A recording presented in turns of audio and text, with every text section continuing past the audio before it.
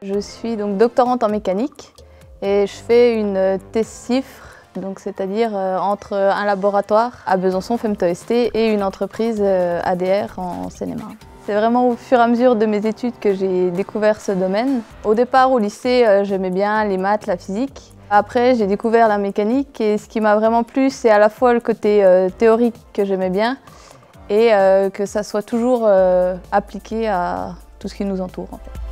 Ce qui m'intéresserait pour l'avenir, c'est de travailler en entreprise, mais en R&D, pour avoir effectivement cette partie recherche et le côté aussi entreprise que j'ai là actuellement avec ma thèse.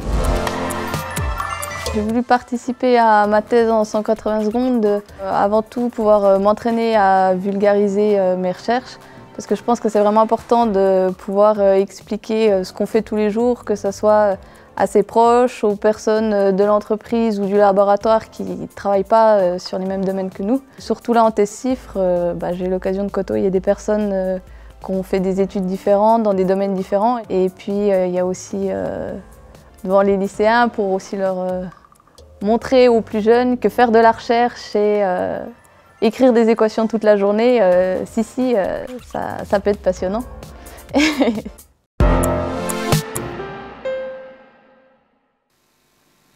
Si je vous demande quel est le point commun entre des rollers, une chaise de bureau, un satellite et une machine à laver, vous allez me répondre a priori aucun. Eh bien, figurez-vous qu'en réalité, tous ces objets contiennent des roulements à billes. Mais alors, à quoi ça sert un roulement ? Déjà à l'époque des pyramides, les Égyptiens s'étaient rendus compte qu'il était plus facile de déplacer des objets lourds en les faisant rouler sur des rondins de bois plutôt qu'en les traînant au sol. Cette technique avait l'avantage de limiter les frottements entre le sol et l'objet. Il faudra ensuite attendre le XVe siècle pour que Léonard de Vinci découvre le principe du roulement, qui permet de mettre en rotation un objet par rapport à un autre tout en limitant les frottements. Mais alors, à quoi ça ressemble un truc pareil ? Eh bien, un roulement, c'est composé de billes qui vont être coincées entre deux bagues. Pendant la rotation, les billes vont se déplacer à l'intérieur des bagues et ainsi faire tout le tour du roulement. Mais voilà, parfois, il arrive que les bagues ne soient pas parfaitement circulaires, qu'il y ait ce qu'on appelle des défauts de forme. Je vous explique. Imaginez, vous partez en vacances dans votre superbe voiture de la région, et là, au cours de votre voyage, vous allez par moments franchir des collines, et à d'autres instants, vous rencontrerez peut-être une série de dos d'âne. Dans les deux cas, votre voiture va monter puis redescendre en suivant la route. Mais vous vous doutez bien que vous n'allez pas ressentir les mêmes sensations lorsque vous franchissez la colline que les dos d'âne. Eh bien, pour notre roulement, c'est un peu pareil. Il n'aura pas le même comportement selon l'amplitude des défauts et leur fréquence. Et c'est cela que j'étudie pendant ma thèse. Je développe des codes de calcul permettant de prédire le comportement des roulements selon les défauts et quel va être l'impact sur le système sur lequel il est monté.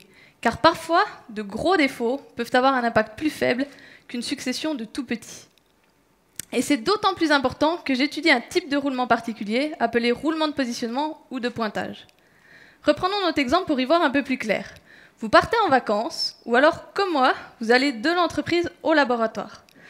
Et comme les deux ne sont pas de l'autre côté, j'utilise mon GPS, qui, grâce à un satellite, connaît ma position et peut ainsi me guider. Mais si les roulements de mon satellite ont des défauts, même de quelques millièmes de millimètre, ma position pourra être imprécise de plusieurs kilomètres. Je risque alors d'avoir une erreur sur ma destination, de ne jamais arriver dans l'entreprise, voire même de ne jamais finir ma thèse. Vous l'aurez donc compris, étudier les défauts de forme des roulements à billes est essentiel pour moi.